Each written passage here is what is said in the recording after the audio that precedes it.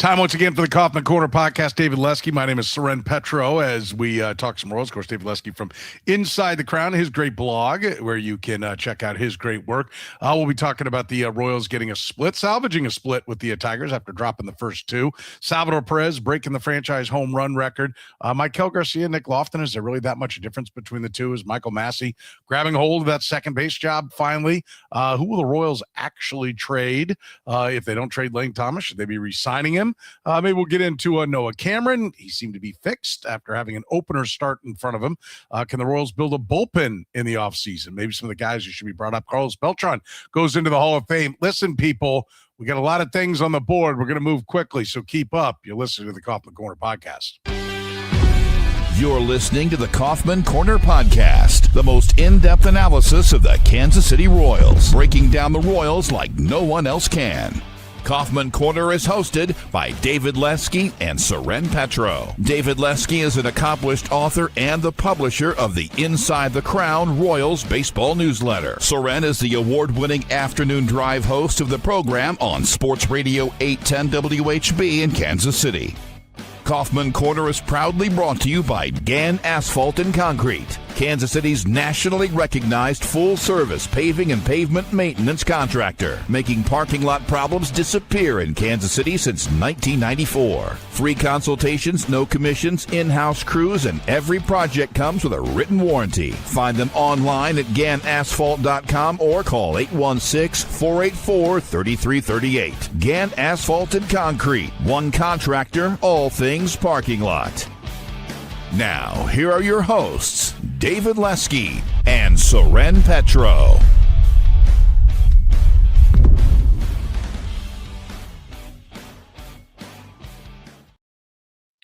Thank you very much, Curtis. We do appreciate it. Off and running here on a Sunday. If you're catching us via the podcast, remember you can be a part of the conversation. I got a lot of people lined up in the chat room. We do it Sunday nights at 9 p.m. most of the time.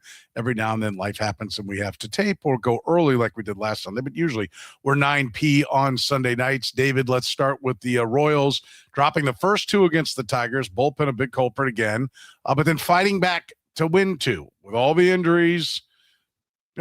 Listen, I've said it before. If you're gonna trade guys away, if you're gonna play for the future, that's all great. But the guys that are on the field, in the dugout, in the clubhouse, they have to give their very best. And I thought it was a nice effort out of them to drop two, but then go get the last two and salvage a split in the series. Yeah, I mean, they continue to play competent baseball, which with this crew, I mean, people don't like to hear this because there's a lot of people who dislike the leadership of this team, but I think it shows really strong leadership I mean, look, they lost on, what was that, Thursday, but Randy Dobnak is giving them quality innings. Randy Dobnak, no offense, but Randy Dobnak is giving them quality. Like they're 7-3 since the break. I mean, obviously one game was an absolute disgusting one, but it happens. They've played well. They lost to Tarek Skubal on Friday. I don't care about that. I mean, I care, but like, okay, great. You lost to Tarek Skubal. It happens. Most people do. Yeah, most people do. So it's nice to see. I think that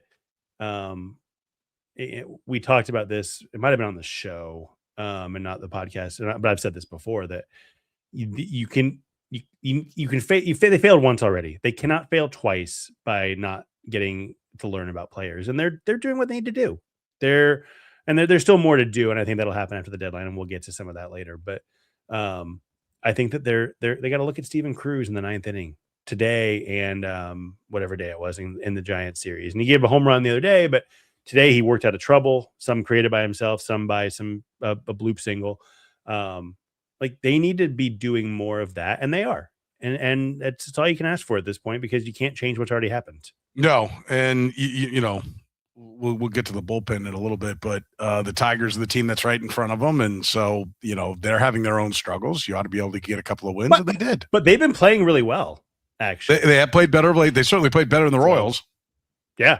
I mean, they got back. They were 18 under on May 31st, and they've worked their way back to, potentially not trading Tarek Skubal, which honestly, the best case scenario for the Royals long term is for the Tigers to win just enough not to trade Tarek Skubal.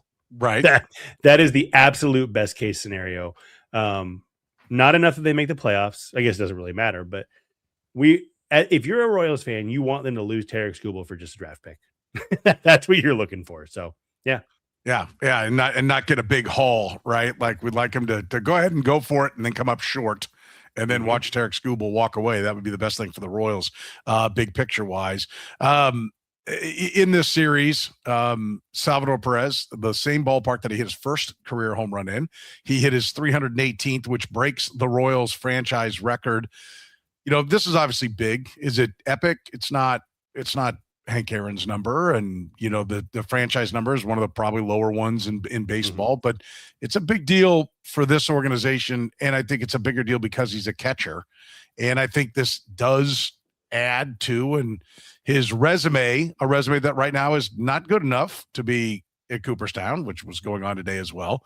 But the 318, he breaks George Brett's record, and I think it does say something. Listen, George Brett played in a different time, but it was a little bit embarrassing that your home run record hadn't fallen in the era of the home run over the last 30 years, that George Brett's record could stand that long with a number that's, I'm not going to say that low, because in George Brett's time, that was a really big number, right? Throw in all the doubles and everything else that he did as well. But, you know, the home run has been what teams try to do. And I think, frankly, it's a failure of the organization. It's part of the reason why Dayton Moore's not here, is that record wasn't assaulted a lot quicker, because it's not that hard to find 300 home runs, right? Like, I mean, that's just not as difficult not as in today's game. They have made it look. Yeah. I mean, it's funny. It might have been Rainey said this, maybe it was somebody else, but look at the 2011 prospect list, and Salvador Perez is the one who broke the record. Like all those, I mean, it was a lot of pitchers, so they weren't, but like Hosmer didn't do it. Moose didn't do it. Will Myers didn't do it. like all these guys that you look at, because those three were 8, 9, and 10 overall on MLB Top 100. They were the 8th, 9th, and 10th best prospects. And then there's Salvy somewhere like 17th on the Royals list, and he's the one who ends up breaking the record. It's a little bit embarrassing. Part of it too is they didn't keep guys long enough. But also, other than Moustakas, I don't know anybody who even would have had a shot at it. And Moose clearly didn't, because he didn't end up hitting, I think he ended up under 300 for his career after leaving the Royals. So, yeah, but it's nice to see, and he can continue to build on that. I still think 350 is the magic number to say, okay, he's a lock. It's a lot more. Can I just tell you that, let me ask you this. Don't look at anything. How many players do you think have hit more than 317 home runs? Doesn't mean they did it all for one franchise, but just how many players have hit more than 317 home runs? I'm going to guess it's somewhere around 140. Excellent guess. 142 have done it. You came very, very close. 142. My point to this is, guys, to be fair, I said somewhere around 140, which means I was exactly right. Yeah. Jay Bruce has 319. Ron Gant has 321. Vinny Castilla has 320. Jermaine Dye has 325. I mean, if you just, divide 142 by the 29 other teams, they're all 30 teams. If you come out to almost, there should be like 5 per team, right, that have played for that team. Now, you'd have to play all on that one team. So I'm not saying that every team should have 5 guys that have hit more home runs in that team's uniform, but it just does speak to the fact that, I mean, they have not developed big time players, and we can move. I've got Carlos Beltran down to the bottom, but we could talk about him right here, because is that the last guy from the Royal system as Salvador Perez doesn't go in? I guess Zach Greinke, Beltran and Greinke's the guy, would be Hall of Famers that were developed in their system. Yeah. I mean, obviously Witt's on that track, but you can't predict that yet. Johnny Damon's going to fall short, I think. Johnny Damon will fall short. Numbers are better than I realized, but yes, he will fall short. And I think his best numbers were actually with the Royals, by the way. If you really look it up, if he ever got in, he would never do it, but there's an argument he should go in as a Royal. I vote for him for the Royals Hall of Fame, and he doesn't get it. But I've voted yes for that every time that he's been on the ballot. Absolutely. I also voted yes on Carlos Beltran, and I don't think he made it again. Yeah, how did he not make that? That to me is a bad decision. I don't know. Maybe people have forgotten why and how he left, but yeah, I think that's it. I'm trying to think off the top of my head. I mean, you can look at guys who had the raw talent, not should have, but they're like Bo Jackson had insane talent, and he's always the case of what would have happened had he not gotten hurt in football. My guess is he would have gotten hurt in baseball, and that would have been it. But yeah, there's not many. Well, I mean, listen, I know we all get excited and rightfully so about Bobby Witt, but his numbers are remarkably Carlos Beltran-esque. Now he plays shortstop over center field, but Beltran was a tremendous defensive center fielder when he played for the Royals. But I mean, his time and just his days with the Kansas City Royals, which covered 6+ seasons, 287, 352, 483, 835 OPS, hit 160. Let's see, hang on here. Let me make sure I'm looking at it. Hit 123 home runs and stole 164 bases. 516 driven in, 546 scored. I mean, for his career, he came up just short of what used to be kind of the milestones, 27-25 on hits, so a little bit less than 3,000, 435 home runs, just under 1,600 RBIs. I mean, this was a tremendous player that was developed by the Kansas City Royals. And when you look at those numbers, now Salvy's a catcher, but you say 350. I mean, do you think he's got 350 in him? You think if he gets to that number, he's a lock? Do you think he's got 350 in him? 32 more home runs in him. I mean, he's under contract for next year.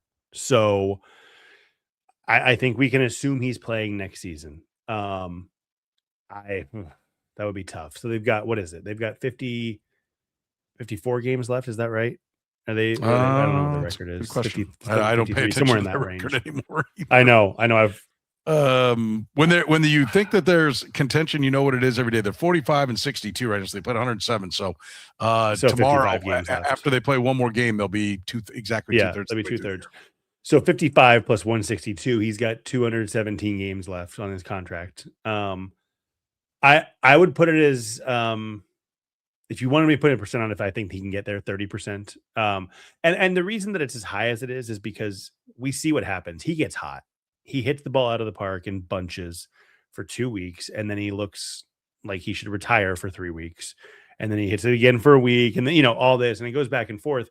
And I will say, if he's got one of those, and maybe he's in it right now, 8 homers in 22 games, 12 homers in 26 game stretches in him, I think I will change my tune. Until I see that, I think it's more likely that he doesn't get there, but it's not that far out of the realm, I don't think. So is his Hall of Fame, sorry to interrupt you. Let me ask you this. No. Is his Hall of Fame resume helped more by chasing a 350, or maybe even he thinks he's going to hang around for 3 or 4 more years and chase to 400, but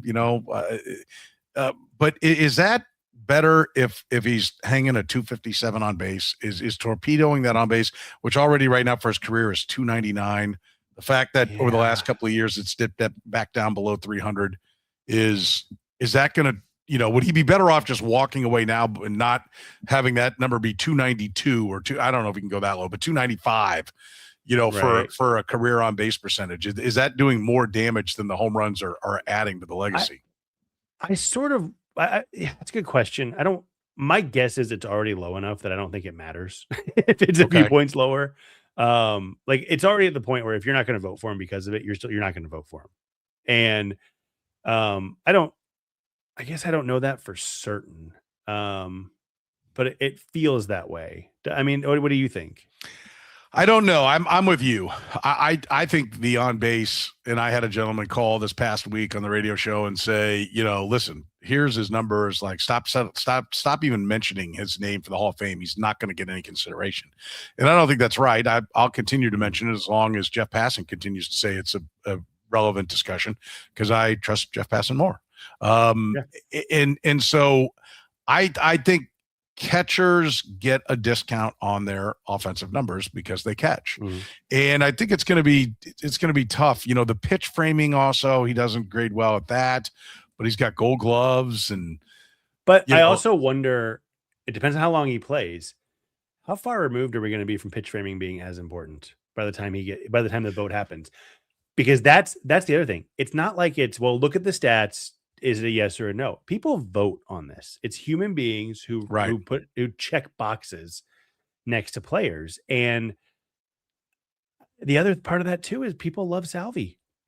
And so does he get a vote that they're like on the fence, but they love him, so they vote for him? But sorry, I interrupted you, but I think the ABS thing is interesting. The framing with the ABS is interesting because it could skew judgment. And there could be if he plays 4 more years, he's going to, the vote for him will be 9 years after ABS was implemented. At that point, are people looking at framing and going, maybe it wasn't that important? Maybe it isn't as big of a deal as we thought because umpires were getting it wrong. And look how good Salvy was at getting it right. And like, I do wonder how that plays too. I don't know the answer. Obviously. Yeah, I think that's a pretty fair point. I don't know the answer either. I do think, to answer my own question, I think he needs to press on. I'm with you. I think the batting average and on base are going to be negatives to begin with. And now it's about, piling up the counting stats. And I think Jeff was on there. He said it. I think the Hall of Fame values counting numbers over percentages. I think they have, but I think the fact that Carlos Beltran is in, I don't know that Carlos Beltran gets in if it's 20 years ago. I think the 27 hit, I think he needed 3,000 hits. I think Carlos Beltran is in because now they are looking at the slash lines and they are looking beyond just those traditional counting numbers. So from that standpoint, I think Salvy's got an uphill climb. I mean, if you ask me right now, true serum, does Salvador Perez make the Hall of Fame? My answer is no. Like I've always thought it was no, except for he kept hitting home runs to later in his career. And so I started giving him more and more of a chance, but the fall off this year is huge. I mean, yeah, we talked about it when he showed up at spring training. He's not morbidly obese or anything, but I'm looking for him. I'm looking for that 1985 arrival at camp for George Brett, where George went, okay, I'm getting older. I've got to really dig into getting into shape and working out and doing those things. And he had an MVP caliber year in 1985. And I've been kind of looking for that from Salvador Perez for the last couple of years of like, okay, I got to really change my diet. I want to catch. I need to pile up the games caught. That's going to help my, and I like catching. So let's take some weight off. Let's make it easier to get down behind the dish, and he hasn't had that moment of clarity. And by the way, neither have I in my life. Like I could stand to do all those things as well. So I'm not judging the man, but that's what I was waiting to see at spring training to go like, okay, here's a 2-year spurt. He's going to make a run at it because he really dedicated himself in the offseason and he's just in better shape. Just haven't seen that. No, but here's why I think he gets in. And it's because there's a veterans committee. And at some point, even if he doesn't get in the 10 years, I think the veterans committee is going to put him in somewhere along the way. Like I think he's reached the point where he's going to get in. It's just a matter of who puts him in and how long it takes. I do think there will be an element of he played on a team. He's got all the longevity things, but then you also look back and say he played on a team that went to back-to-back World Series and almost won both. And they have 0 representatives in the Hall of Fame. And this is the only guy. Like he should be there. I do think there may be some, we can't just put Yankees in. I do think that there will be some of the non-New York voters and things like that will be like, okay, yeah, him instead of whichever Met or Yankee you're running up here. And the other thing too, like, again, we're arguing what human beings will check a box for. And let's say I don't know when he's going to go on the ballot and I don't know who's going to be on the ballot with him, but let's say there's like no good options. I think they don't want him to vote nobody in. They want somebody to be voted in. That's a better way to say that. Let's not go with the triple negative there. They want to vote somebody in. And so if the other thing about it is if Salvy's on a ballot with nobody worth voting for, he might be worth voting for to them. Yeah. That could skew people too. And that's so true. I think ultimately what it comes down to is you got to think about what the voting base is going to look like. It will be more analytically inclined. It's going to be at least 6 years or 7 years from now. And maybe more. But there's also an element like anybody who covers Salvy loves Salvy. You just do. And so whether maybe you do come into the situation and you look at the stats only and you put your blinders on, but a lot of guys, you can't, it's difficult because you're a human being. Right. And so for that vote, I think that there will be a lot of people who, if they're iffy, will lean toward yes on Salvy. Yeah, I think that's probably I think you're right. It's going to be, he's going to have to catch the right year, kind of catch the right wave, and maybe he gets in. It's not going to be the first year or second or third or fourth, but he may be like one of those last times up. Okay, we're going to put him in. We made him wait 9 years. Now we're going to go ahead and put him in. So we'll see. Listen, we got a lot more we want to get to here. We're going to talk about the ball club as far as looking ahead to the trade deadline. We'll do that after you hear from our friends at Gan Asphalt and Concrete. Your parking lot says a lot about your business. Cracks, potholes, faded striping, and damaged concrete can create safety concerns and leave the wrong impression with customers. Gan Asphalt and Concrete helps Kansas City businesses protect their properties with asphalt paving, seal coating, crack filling, parking lot striping, concrete work, and repairs. Their experienced crews deliver quality workmanship and dependable service on every project. Whether you need routine maintenance or a complete parking lot overhaul, Gan is ready to help you. Get started today with a free estimate at ganasphalt.com. Gan Asphalt and Concrete, one contractor, all things parking lots. Italian Delight was the first restaurant to bring true New York-style pizza to Kansas City almost 50 years ago. They sell whole pies or pizza by the slice, or enjoy their classic strombolis, calzones, and sausage rolls. Sandwich lovers, check out their lineup of hot and cold subs, the combo, the meatball, or the Philly cheesesteak, just to name a few. And don't forget the pasta. Their famous lasagna and classic chicken Alfredo always hit the spot. If you're hungry for lunch, check out their daily lunch specials, starting at under $10. Italian Delight can even cater your next work function or party. Dine in, carry out, or delivery, it's Italian Delight. Located just 3 minutes east of Kansas Speedway at 8145 State Ave in KCK. Check out the menu and order online at ItalianDelightKS.com. Kansas City's own Italian Delight.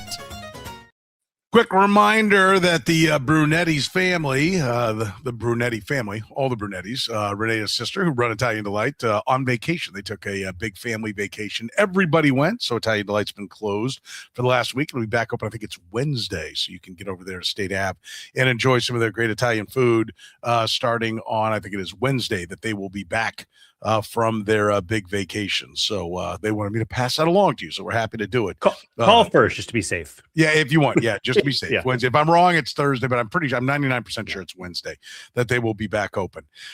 Let's talk a little bit about Maikel Garcia, who is having a disappointing season, versus Nick Loftin. When you look at the WAR, and I pulled up Fangraphs. Fangraphs gives the edge certainly to Maikel Garcia. It's 0.3 WAR this year for Nick Loftin. Maikel Garcia, they've got, I think, at 0.9. No, 1.0. Is there really that big a difference between these two? I bring that up because when we talk about, what's the value, and I don't think before the trade deadline, Maikel Garcia is going anywhere. Frankly, I don't think Maikel Garcia is going anywhere, period. They signed him because they like him and they think he's more of what he was last year than what he's been this year. But if somebody came calling, if somebody needed a shortstop, I've always said he's worth a lot more to somebody as a shortstop than he is playing third base for the Kansas City Royals, if you can find a third baseman, which you should be able to do. But, should they be going, look, Nick Loftin's not that much worse. It just as a stopgap till we get what is the traditional 20 plus home run third baseman, right? Like, should they be more open to a deal? And plus his deal makes him cheap to moving Maikel Garcia. Mm-hmm. Yeah, I mean, there's a few things. One, I think there is a big difference when they're both at the top of their game. Garcia is a better base runner. He's not faster. He's a better base runner. He's a way better defender. And I think that we've seen that. The other thing that I will say about Garcia's season, I can't remember when was it the Cardinals series or the White Sox series that he said he started feeling the hand pain. Do you remember? I don't remember now. I think it was up to the White Sox series in May, Garcia was hitting 285, 353, 437. Last year, he hit 286, 351, 449. I kind of think he was having the same year, and then he had the hand injury and he didn't tell anybody. We saw it. We saw it every time he swung and fouled balls off. But I think he was having the same year generally. I'm a little bit less worried about the downfall, assuming that this hand thing is just a one-off. That said, now I'm going to get into a couple since states but they actually make sense. So since Garcia got hurt and was on the IL and Nick Loftin started playing every day, that was June 17th. 272, 331, 448, which is basically Michael Garcia. I think there's a little more home run power, a little less doubles. I don't know. It's again, the base running and the defense is the difference. I think there's an argument to be made, and we don't know what the offer is, but I think there's an argument to be made that if the offer for Michael Garcia is right, the gap isn't big enough to not trade Garcia. Because I do think Garcia is a better player. I just think that, but I think that if I texted you, I was talking to somebody else and saying, when are the rumors of Garcia to the Braves going to happen so he can play with his cousin? Right. Because they have a very big need, and the Royals have a guy who it looks like he could step in and play. If I don't even know what the Braves could offer, but if they can give you a starting pitcher for next year and because I think Garcia is an and trade. You get multiple players for Michael Garcia. Mm-hmm. If you can get that, then I think Nick Loftin, I don't think the gap is big enough to say no to that, I guess. And my point is not, when I say these things, and I mentioned that I would listen on Bobby Wood Jr., I think there's almost no way anybody would offer me what it would take to trade him. But I think there are certain things that, like, one, saying we're not moving pitching is dumb. We will listen to anything is what you should always say. You can always say no, right? And so I think it's important for the organization to always have an open mind. I don't think they're moving Mike. I definitely don't think they're moving Michael Garcia. And I think it would be unlikely that there would be a scenario that would work out to where I would move Michael Garcia. But what I can tell you is, by being open-minded on everybody, I would get more trades done.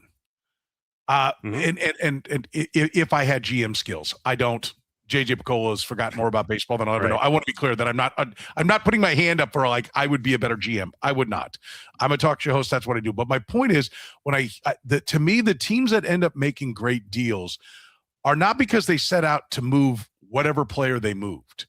They were listening always. They were trying. They were knocking on doors. They were making offers. They offer everybody. You want to take a girl out, ask 50.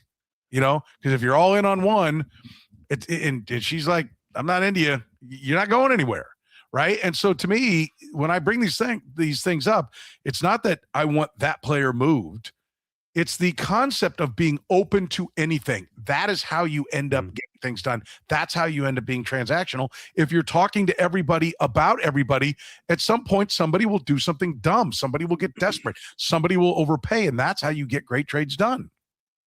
Yeah, I mean, I'm with you. If I was a GM, I would try to have like a standing call with every other GM or whoever, and say, look, anything you want, because I got things I want. Can we make a deal? And I know it's not that simple, but and I'm sure they do a lot of that. But yeah, I mean, you've got to be willing to do anything, and especially, and we'll see what the financial structure looks like in baseball next year. My gut is it doesn't change nearly as much as a lot of people want it to. But in this current financial structure in baseball, you have to be willing to move anybody at any time. And I don't know if you saw the stupid Red Sox trade offers for Bobby Witt. I don't know if you saw those pop through. I forget. Yeah, who it was, it came from the Sports Hub station. We talked to one of their guys, Alex Barth, comes on our 2-minute drill. They were the ones that were not Alex, but some guys on his station. They were looking around going, hey, what do the Red Sox need? Who has it? It's the Royals. Let's go for it.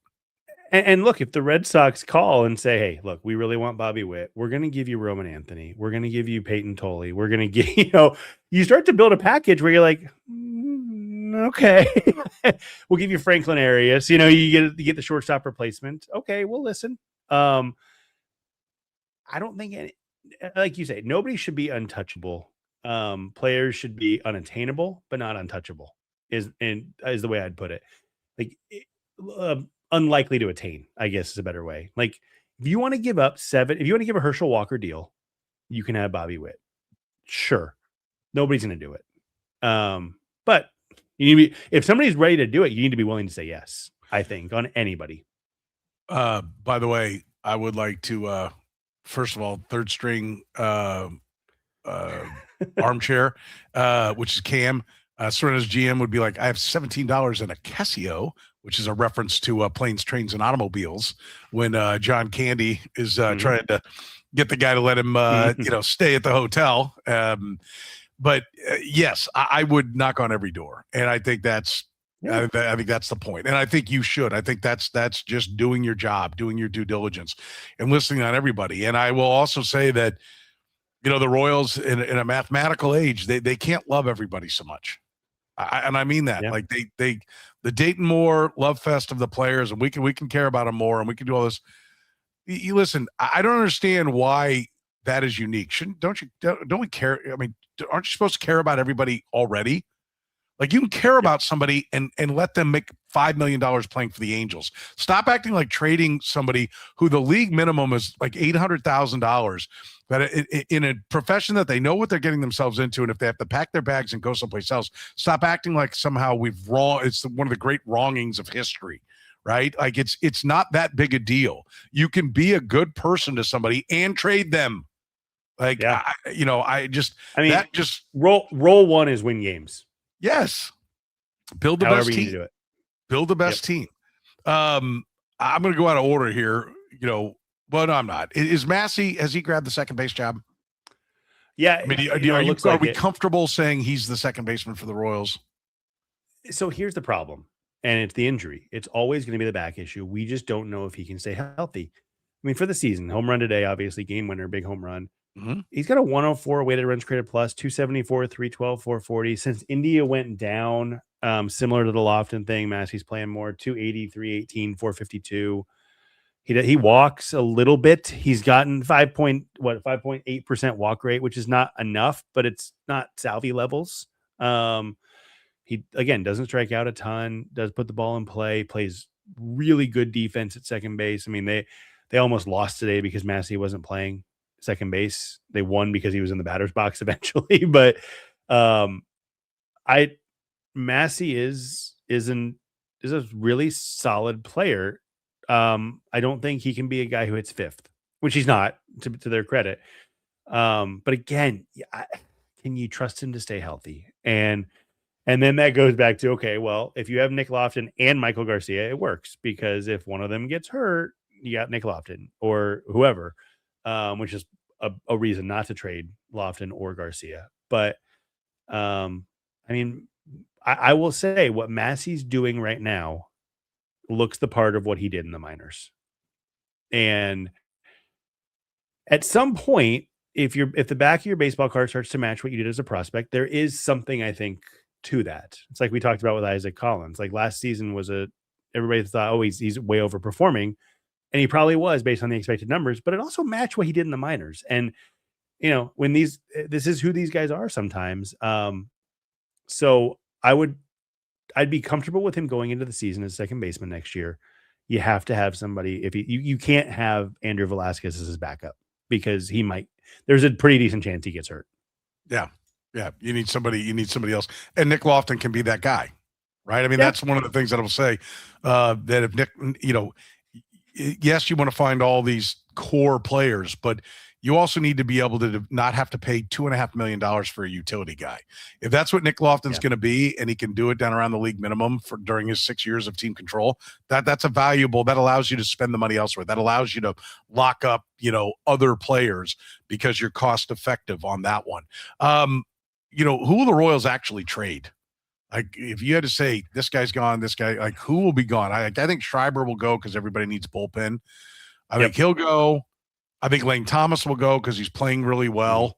And, I think someone's going to want him and what he can bring. I don't know that I feel like anybody else is definitely going, because I don't think they'll move the team control on Daniel Lynch. No. I did think it was interesting. And I don't know how much. I know that the broadcasters are part of the organization now, even more than before. Hudler made a really interesting comment today. I don't know if you were watching and listening, but he said something like, he's like, yeah, this is a great time. And these guys, they get a chance to show off for other teams too, like Loftin. And I'm going, oh, that's interesting that he specifically said Loftin is showing off for other teams. I'm like, okay. Just noting that. a little check mark in my head of a did you hear something saying that? Yeah, exactly. Yeah. And so that makes you wonder, who did I just read? Was it Passon who wrote that Strom is still getting interest, which is shocking to me? I don't get that at all. I don't either. And I read that it was somebody, if it wasn't Passan, it was Rosenthal or is somebody who is worthwhile. So I was surprised by that. Look, I think they could trade him. They're not going to get anything. But I'd have a hard time seeing it. I'm looking around. Yeah, I think they would move Alex Lang. I think part of why Steven Cruz was closing is because they're thinking about it. I mean, he was available, I would imagine, unless he's hurt, which is he's not getting moved if he's hurt.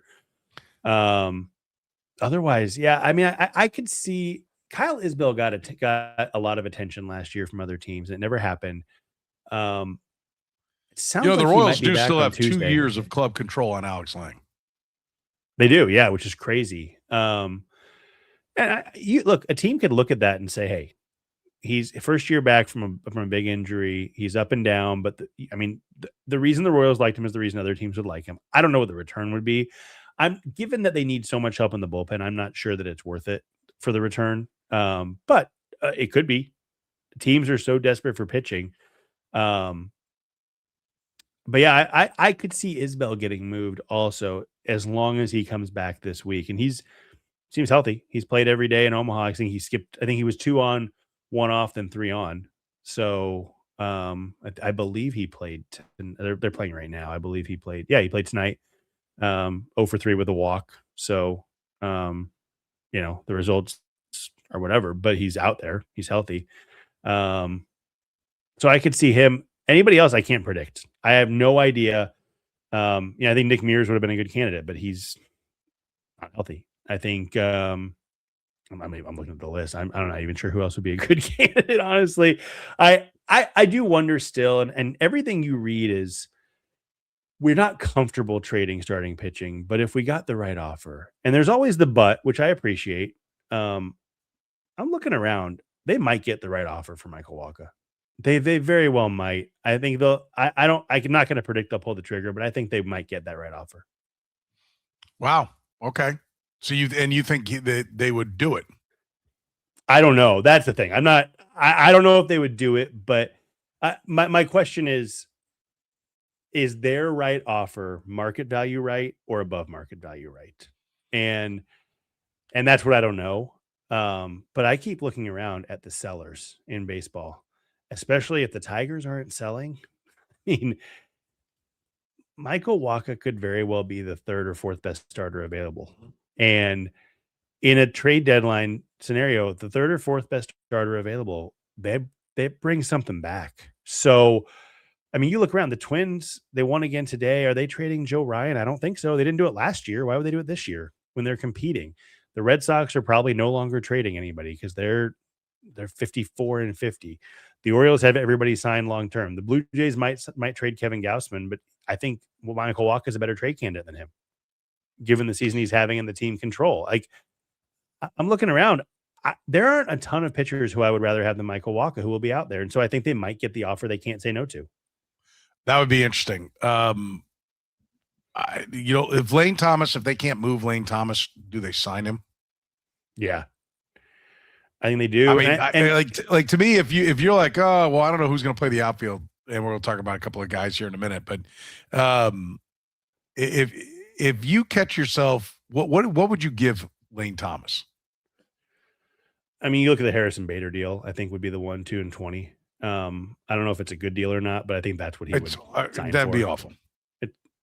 You think it's awful? I don't know. Yeah, I don't know how a 2-year deal can be awful. Because I think there's no such thing as a bad 1-year deal, but there are bad 2-year deals. I mean, sure. He's been good. He's been fine.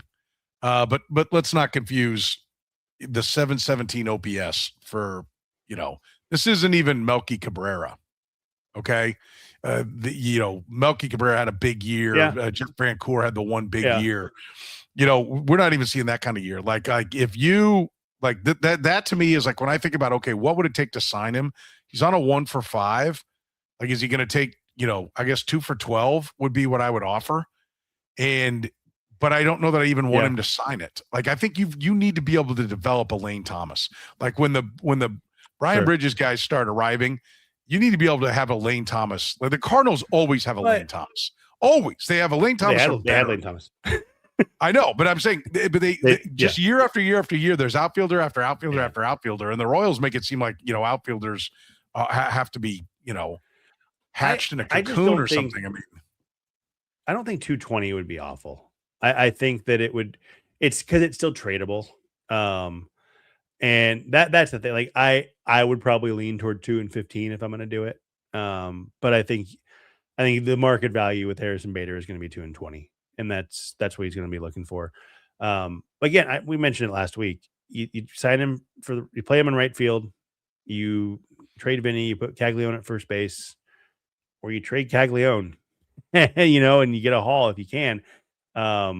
I think it's a tradable contract at 2 and 20. It wouldn't be my favorite thing in the world. I wouldn't go out and have a parade over it, but a team would take that on, I believe.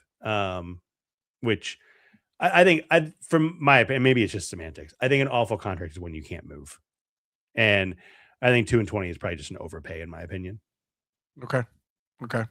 All right, we want to get into Noah Cameron. Is he fixed with the opener? Was it him calling his pitches? We'll do that after you hear from Italian Delight. Italian Delight was the first restaurant to bring true New York-style pizza to Kansas City almost 50 years ago. They sell whole pies or pizza by the slice, or enjoy their classic strombolis, calzones, and sausage rolls. Sandwich lovers, check out their lineup of hot and cold subs, the combo, the meatball, or the Philly cheesesteak, just to name a few. And don't forget the pasta. Their famous lasagna and classic chicken Alfredo always hit the spot. And if you're hungry for lunch, check out their daily lunch specials, starting at under $10. Italian Delight can even cater your next work function or party.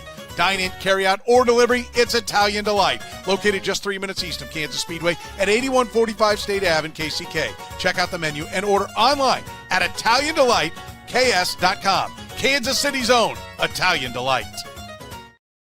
If your property needs asphalt or concrete work, Gann Asphalt and Concrete is ready to help you. From parking lots and drive lanes to sidewalks, curbs, patching, seal coating, crack filling, and repairs. Their experienced crews handle projects of all sizes throughout the entire Kansas City metro. Whether you're fixing problem areas or planning a larger paving project, Gann focuses on quality workmanship and dependable service from start to finish. No matter what shape your pavement is in today, they can help improve it. Request a free estimate and learn more at GannAsphalt.com. Gann Asphalt and Concrete. One contractor, all things parking lots. Why do we think Noah Cameron suddenly figured it out, David? Well, the Royals made a mistake because they tested 2 variables instead of 1. They tested an opener and they tested him calling his own pitches. So we don't know which one it was. I obviously a little bit in jest there, but I think that there's something to the calling your own pitches, the mental side of it. I don't think the pitches were inherently better. I thought his pitch mix was great was it Friday? Yeah, it was Friday against Skubal. But I do think I like the idea that conviction means something, and to really believe in it because you called it, I do think is different. I think that's subtly calling out the catchers and whoever calls pitches for the catchers without them realizing it probably, but that Noah Cameron didn't love what they were calling. I don't think the opener did it for him, honestly. Maybe it changed the mindset, but that was arguably the best he's looked all season. And I'm willing to see how it goes because this is a guy who, yes, he had a 2.99 ERA last year, and we all knew it was fool's gold. We didn't think it would be 5+. We thought it would get upper 3s, low 4s, somewhere in that range. I think there's talent there. This is a guy who can pitch in a big league rotation and potentially make a start in a playoff series if it got there. Not game 1 or 2, maybe not even game 3, but if you have a 7-game series, maybe he starts game 4. Like, this is not a bad pitcher. I like what I saw, and I think more than anything, the pitch mix was better. But yeah, it's I'm curious to see how it goes from here on out. Well, I think if you have not liked what you've been told to throw, and then you get the opportunity to do it yourself, you couldn't have backed it up better than that. Nope. And you better be right too. You better not lay an egg. But yeah. Yeah. It's like, because there just is no scenario whatsoever where they're a competitive ball club in 27 if Noah Cameron sucks. Yeah. I mean, without insane luck in hitting on some just random minor league signings. But yeah, no, they need Noah Cameron to be at least a 4 next year. And he has not been that this year, but he was certainly that on Friday. Well, he's about the only guy who's not hurt or old. Yep. You know, I mean, Yep. like that's it. That's the rest of what they have. So I think it's vital. And they love their team control, and they've got lots of it with him. So he's going to be around, and you know, because this is really just year one of team control because of when he came up last year. So Noah Cameron needs to be an effective player because he's going to be cheap and he's going to be around. And so it doesn't work with Noah Cameron sucking. That's my personal opinion. Like he literally almost has to be good. Right. I mean, he because if not, you know, the 28 rotation will have Michael Wacha if he throws like this again next year, because they've got an option on him. But I don't think, do they have Lugo? There's a I believe Lugo has an option as well. No, I think it's I have to look it up. I think it's a team option that might be vesting. Conditional club option. Yeah. It's the club. Okay. It has to do. I think it vests with like 335 innings in 2 years or something like that. Yeah, something along those lines. Is that right? Yeah, 335 and 26 and 27, or 190 next year. So he's not going to do that. But yeah. But I want to point out for 28, Seth Lugo will be 38 years old, and Michael Wacha will be 37. Mm-hmm. So you know that's why Noah Cameron has to be good. It's why Kendry Churio can't fail. Yeah. Frankly, David Shields can't fail either. Well, and Ryan Bergert has to come back. like I don't know. There are a handful of injured pitchers who could factor in. One of them has to come back good in 28 for sure. But you're right. Churio for sure. Shields. You know, Justin Lampkin whenever he gets back on the mound. Yeah, I'm blanking on it. I'm just there's other names, but they need to start hitting on pitching. And it's funny because we talk about pitching development. They've developed hitters way better than pitchers, honestly. Well, I mean, at the upper levels. I don't know if I don't know if I want to start this discussion now. I mean, because I'm sure we'll be talking about the Jack Caglione and Carter Jensen contracts at some point, but it gets a lot easier to hand those contracts out when you're bringing young pitching in. I mean, that's Milwaukee's formula. They will keep some of their position players and even pay some of their position players, but they constantly have cost-effective pitching. And so that allows you to have a Bobby Witt and then hopefully a Jack Caglione and a Carter Jensen under contracts where they're making real money, is because you're not having to pay $20 million for a 30-something-year-old free agent pitcher. Yeah. Yeah. I mean, you would talk about the Brewers. I guarantee you they've already had trade talks on Mizorowski. Like, hey, in a couple of years, let's circle back on this. I know they have. It's not like we're gonna do it tomorrow, but they are starting to have this conversation for 2031 already for them, because that's how they operate. Probably not 31, but 29 or whatever. Because that's how they operate. Yeah, they know when he's going to come off the board. The bullpen has been a disaster. Can you build it in an off season? Can you put a whole bullpen together in one off season? I mean, probably. I think you can. I'm not saying it's easy, but you know, it's a big reason why I want to see Beckway and Steven Cruz in leverage situations, see what they can do, because that's two pitch. If they can do it, those are two pitchers you don't need. And if you don't trade Daniel Lynch, I don't think he's the stopper that he looked like early in the year. He doesn't strike guys out, and that's always going to be a problem. But you feel like you got him, and then you've got to start building. And they need strikeouts. And look, there are 65 pitchers in 65 relievers this year, and it's not the best metric because there are some openers in here, but 65 relievers with a 25% strikeout rate or higher. The Royals have, let's see, Steven Cruz at 27% is one, and that's it. They have one of 65 relievers with a 25% strikeout rate or higher. You gotta, that's maybe that's not, maybe it's 23%, maybe it's whatever it is, but they just need more strikeouts. And the fact that there are 65 of them out there, and I'm going to give you some of the names just to see, can you build a bullpen? Yeah, you can, because Ryan Rollison is on that list for the Cubs. I mean, he's not exactly like a household name here. You know, Jacob Webb was available. He's out there. Evan Sisk, they traded Evan Sisk for Bailey Falter. He's on the list. Sir Anthony Dominguez was signed by the White Sox. He's on the list. I mean, there are guys out there who are not elite pitchers who can strike guys out. So yes, I think you can rebuild a bullpen. It's not easy. It's not easy, and it's one of the reasons why they need, like you said, the guys that are auditioning now need to be good because they need them. My answer to that, my own question there is no, you can't find 8 relievers in one offseason. No, you can't find 8. If they can get down to needing 3 or 4, feeling like, okay, we feel good about Cruz and Way. Let's just use them. I don't think you can count on Avila in the bullpen because you need him in the rotation right now. Maybe they sign 4 starters and Avila's in the bullpen. I'd feel good about Avila in the bullpen. I would. But you can't count on that. I think you feel fine about Lynch. But if you need 4, I think you can do it. If you need 6, I don't think you can.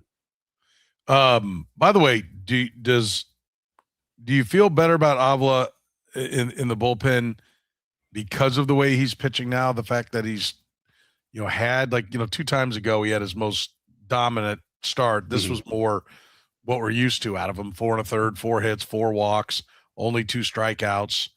I talked to Paul Gibson. Paul Gibson said he's a big fan of his and he thinks he's got big time potential. And that's great. I mean, Paul Gibson's in the positive world too. Like he has to be positive. Like you got to keep trying with the guys that you got. But yeah, I still, and that's part of the problem. And we've talked about it before. One of the reasons why, you've got so little out of Luke Hochevar was you didn't have any other starters that forced him to the bullpen. Once they finally did, then he blossomed. What could he have been if they'd have junked him as a starter early on? I mean, maybe you get a guy who has 200 career saves or something for your club, or at least was a dominant setup guy, was traded to somebody else to be their closer, and you got back more value. I mean, that's one of the reasons why they have to find starting pitching, because starting pitching allows you to push the mediocre starters back to the bullpen. But when you can't find any starting pitching, when you can't develop any starting pitching, then Luinder Avilas get a lifetime pass to keep trying to be a starter.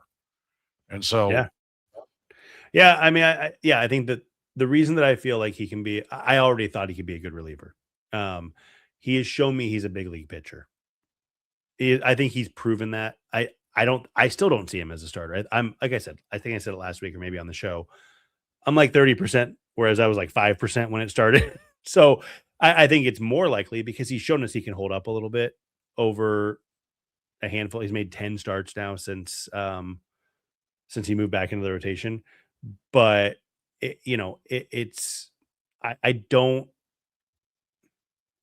still don't see it. I still don't see it long term because he walks too many guys. And I think that when he gets to the bullpen, he's able to be more aggressive, I feel like. And when we see it in the end of outings with him generally, today was not a great example of that, but end of outings, the velocity ticks up. He's more aggressive. He goes after hitters. That's his relief mantra. And that's why I believe it. Because I think he's shown he's a big league pitcher, and I already believed he could be a reliever. Yeah.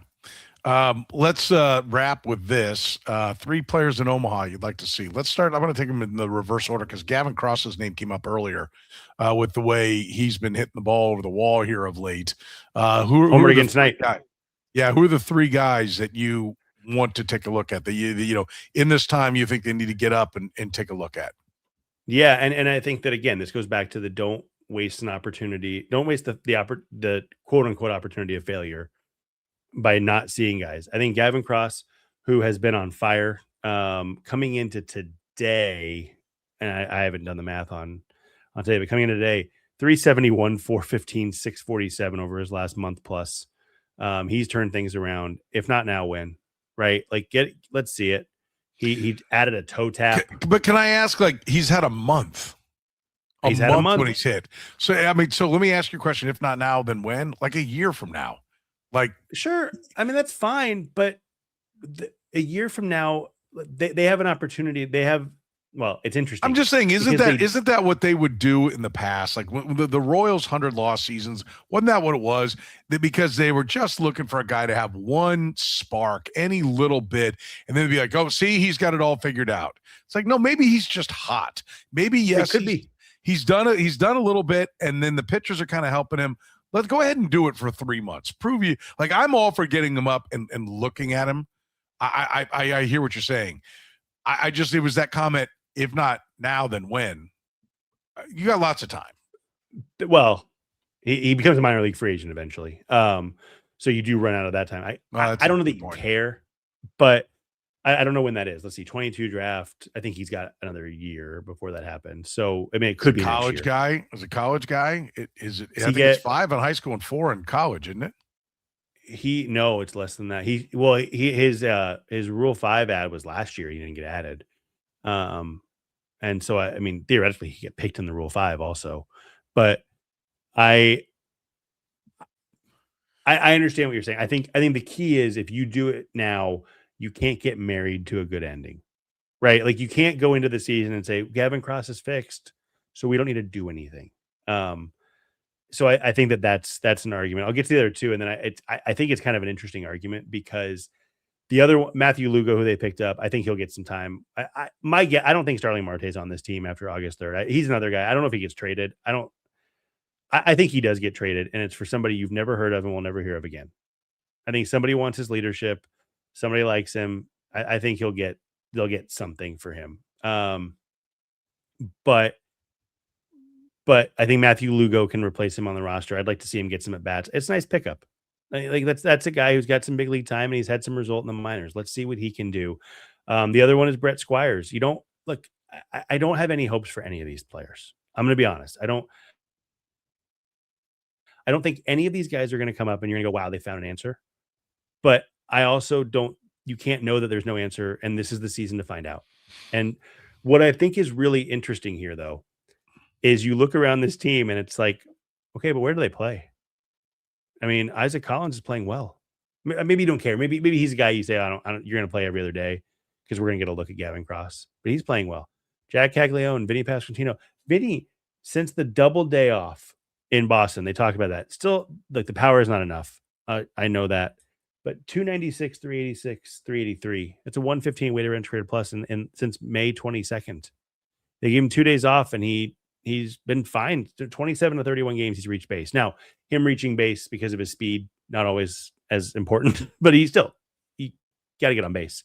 Vinny's hitting. Salvy in July at 243, 321, 529 this month. I mean, you get to a situation where it's like, who do we sit?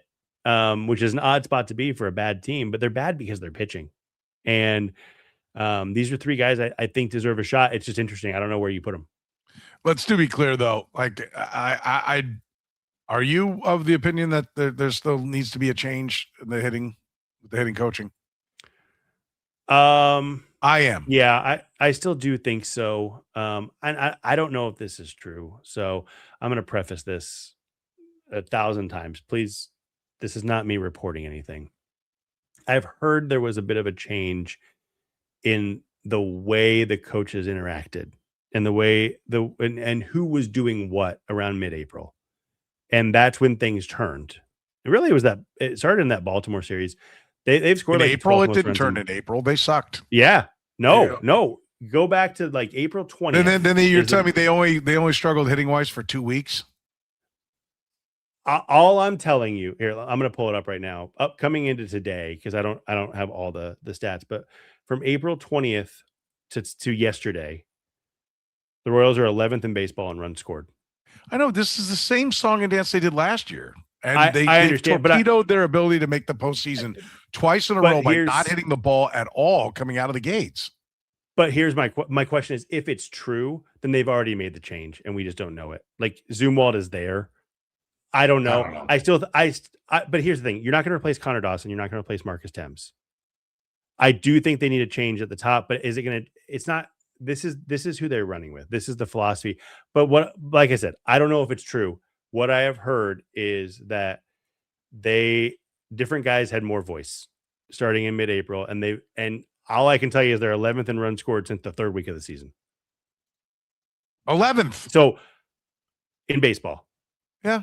Which, I mean, that's top. I mean, and so I'm not. I just find it. I just I think I still think they need a new voice. You are what your record says you are. But I'm saying I still think they need a new voice. I'm not arguing with that. I'm just telling you that timing was interesting to me when I was told that. Because runs scored in the year 450. They're in front of what? The Tigers by 5, the Guardians by 30, the Rangers barely, the Mariners. Mariners are second to last in baseball. I don't That's know. shocking to me. Yeah, I just no. I'm look again. I'm not saying that. I was just pointing out the numbers. Yeah, I think they still need to make a change, and I'm just curious how much it is the influence Connor Dawson, is the influence Marcus Thames, is it different? I don't know. But that I think that's interesting that what I was told is that change happened, and all of a sudden, I mean, that was the Baltimore series where remember that first game they left, I think 812 on base in that first game of that series, and they scored, they started scoring some runs. I'm just curious if that's true or not. I don't know that answer. Yeah, and by the way, I put up there in the chat room, my favorite one is, because this is an Eric Eager thing, meaningless trophies. Like, and no, you're just giving the numbers. I'm not throwing that at you. I'm just saying, for whoever's taking the time to figure that out, then like, why did it take that long to figure it out? I'm just tired of the. I don't want any more excuses. Like, I know you're not making it, but I mean, for the Royals, I don't think they've hit well enough to say, like, we're going to come back with this group. No, I'm also fine if they simplify it and just say, we're going to give Connor Dawson and Marcus Thames the year next year and see what happened. And look, if that's what the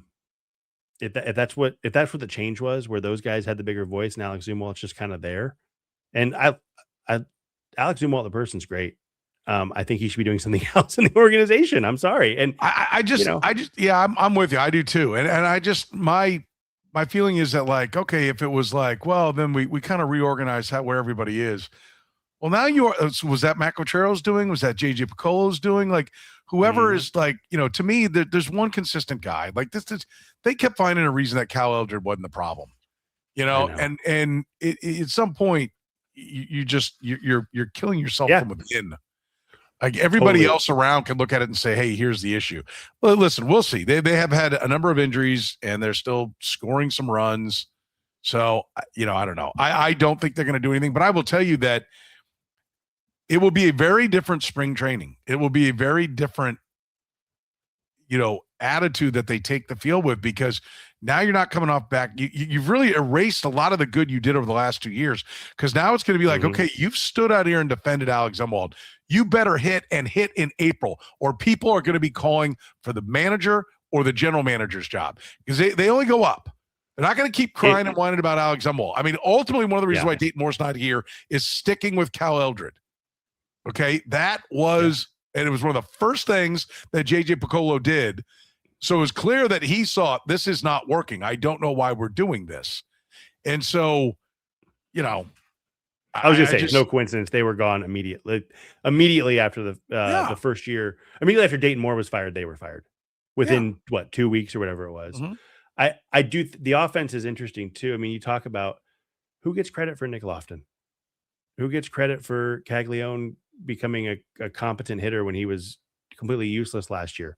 Who gets credit for him being a useless hitter last year? Like there are a lot of questions that we don't know, and we don't necessarily need to know the answer. You can't finish last. You can't finish last, and everybody comes back. Agreed. You can't do it. You have to set the tone that there are consequences to finishing last. And my belief, I think they're gonna have 2 new base coaches next year and a new lead hitting coach, whether it's somebody already on the team or somebody else. Okay. That's what I think is going to happen. But I don't think you're going to see. I could see you have a new bench coach if maybe they move like Paul Hoover to third base or something. But like I I think the moves are going to be that. And I think they're right to be that. I don't see a need. I wouldn't do more than I wouldn't do more than that. I don't think the other guys deserve to lose their jobs over this, but a lot of people disagree with that. I know. So listen, if you're going to be mathematically inclined, if you're going to run by the analytics, the most important number, wins and losses. Yep. And the wins and losses dictate change. I mean, that's it. Well, and the other thing, you can have a bad year. It's allowed. You can't have two. Yeah, absolutely. All right, listen, you can support the Kaufman Corner podcast by supporting our great sponsors, GAN Asphalt and Concrete. Your parking lot is the first impression customers get of your business. Protect your property with GAN. From parking lot repairs, resurfacing, seal coating, striping, concrete work, their crews handle it all. Find them online at GANasphalt.com. Remember, Italian Delight closed for a few more days as the family is down on vacation, and we'll be back. That's when you can go back to getting that wonderful New York-style pizza they brought to Kansas City almost 50 years ago. Hot and cold subs, strombolis, calzones, sausage rolls, daily lunch specials starting at under $10. I still think Renee is insane for doing that, but he's got them. You can check them out. They're just 3 minutes east of Kansas Speedway at 8145 State Ave. Order online at ItalianDelightKS.com. For David Lesky from Inside the Crown, I'm Soren Petro saying thank you very much for joining us here on the Kaufman Corner podcast.